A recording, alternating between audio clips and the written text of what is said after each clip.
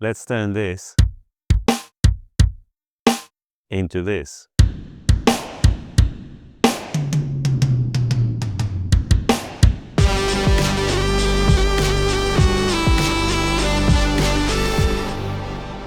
Hey, I'm Yoad. Welcome to my studio. Today I'm going to show you how to use a vocoder as a drum reverb. We have Morphoder here.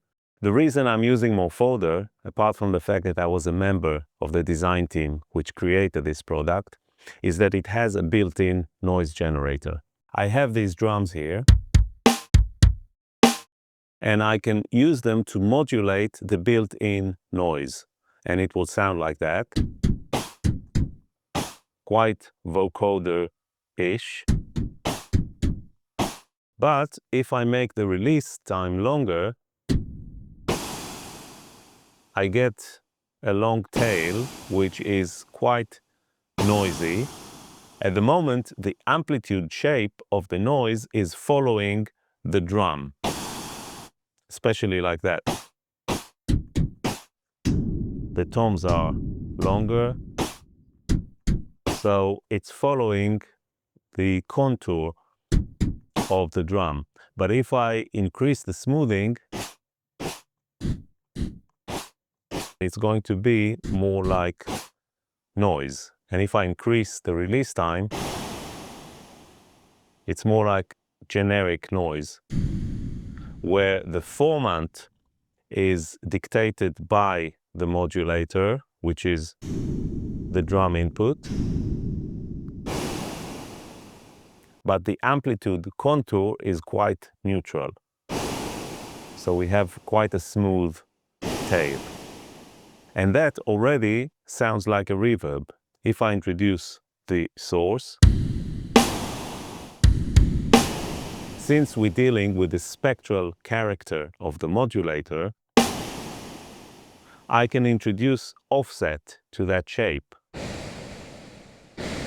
So that's the original. Now I can shift it higher or lower.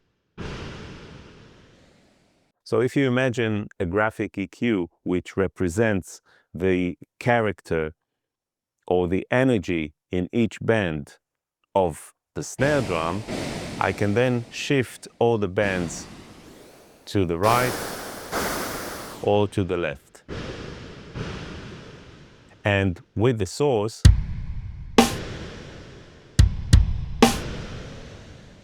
I can really color the reverb's tail.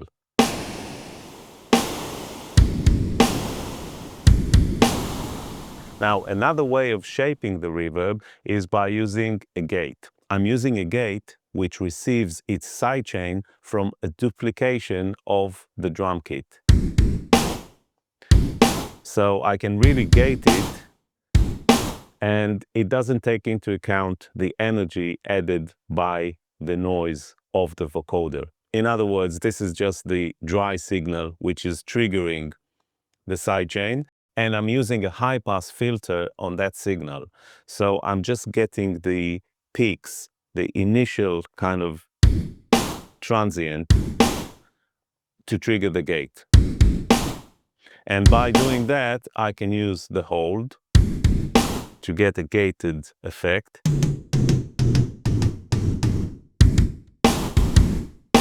And I can use the release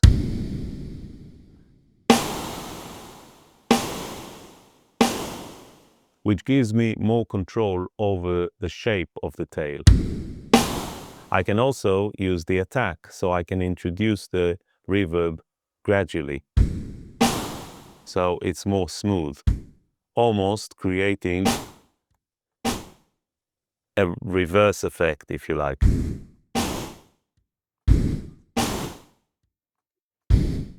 I need to play with the sensitivity and maybe allow more low frequencies in, so the kick will also open the gate.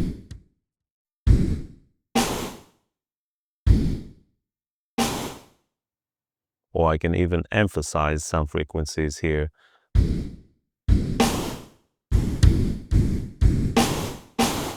And let's go back to a more traditional shape. Obviously, it's very loud. I can also use it as a room, I wouldn't say simulator, but kind of a room vibe. So if we're going to initialize all the settings, so I'm following the amplitude contour of the input. And now I can compress the noise using a built-in compressor. So that will allow some attack to go through before it reduces the gain. And obviously it has an auto makeup gain. So together with the source, kind of sounding like a room, I can give it more length.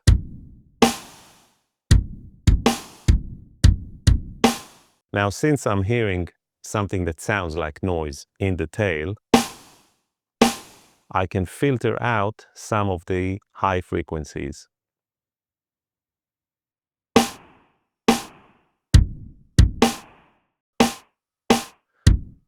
Something like that sounds like a very small room. And again, I can change the shape of that room to make it a bit more linear.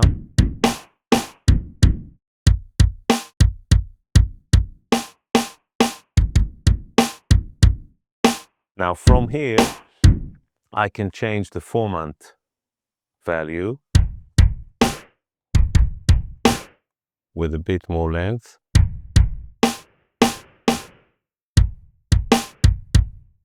Starting to sound a bit like a drum room, albeit an artificial one,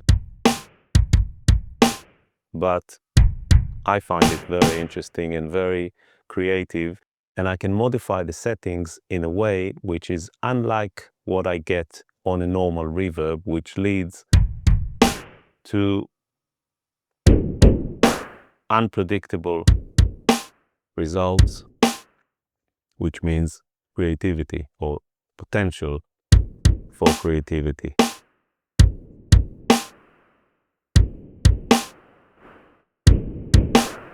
So something like that with the gate.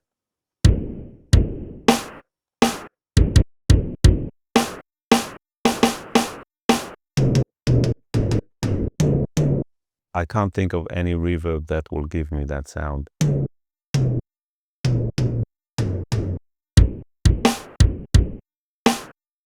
It makes sense to use this processor on each drum. And obviously I wouldn't want that much reverb on a kick. I may want a very long and kind of explosive snare reverb.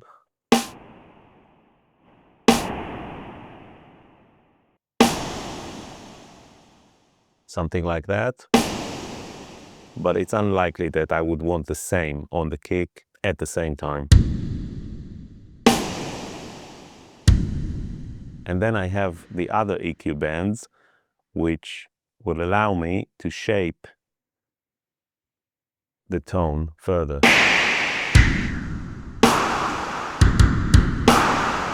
So if I wanted like a 90s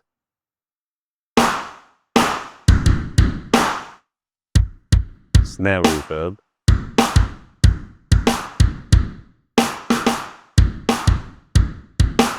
and with the gate, for that to be noticeable, I need to make the tail longer.